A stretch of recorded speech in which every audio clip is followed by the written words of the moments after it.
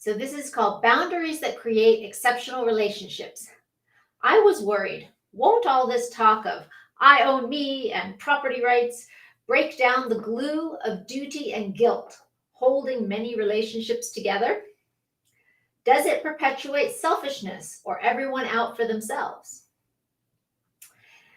Instead, as I worked with clients, I realized the opposite is true. The foundation framework created a far stronger and more realistic foundation for happy, loving relationships than any basis of obligation or duty could ever do. Accepting self ownership and creating the right boundaries makes our relationships less stressful and more loving. Healthy boundaries. Studying my own framework has been an enormous help to me in understanding boundaries and relationships. People who have been abused often struggle with boundaries. When even your own body was not yours to control, what else would you not be willing to give? What are the boundaries? What is normal and healthy? After finally realizing that I was getting pressured into doing a lot of things that I didn't really want to do or that I was uncomfortable with, I got upset. I got pissed off at myself. Why couldn't I do better and be stronger? In order to stop myself from giving more than I was comfortable with, from giving my body under pressure, from giving my time and energy to anyone who asked, I created many rules for myself.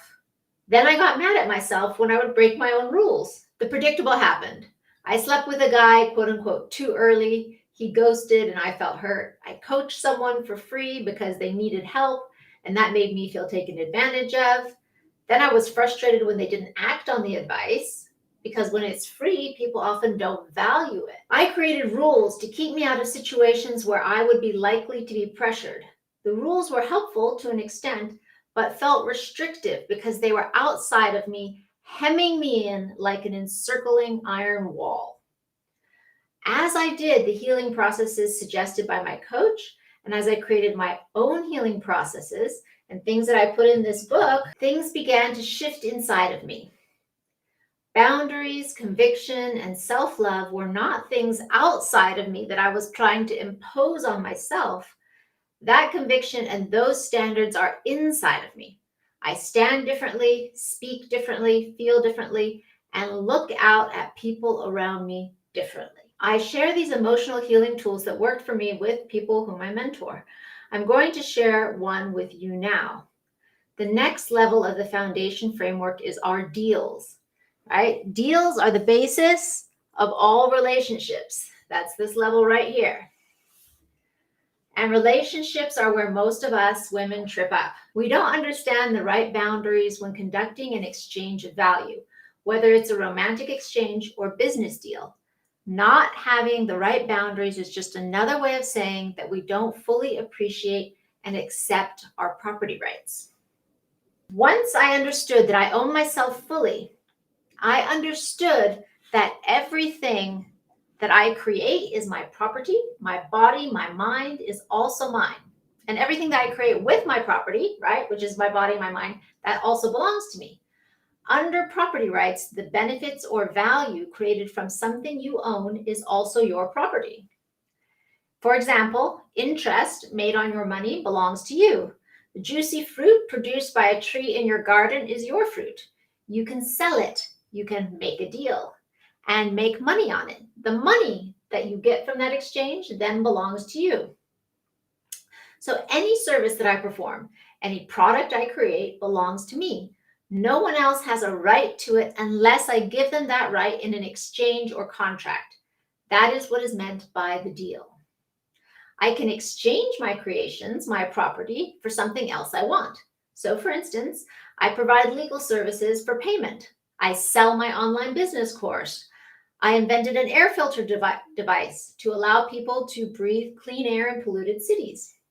I can sell that as a product or sell my idea as an invention through a patent.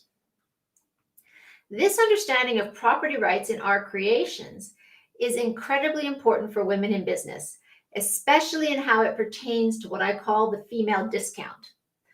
As this book is mostly focused on creating boundaries and healing from violations of our body, I will go into the business discussion in another guide.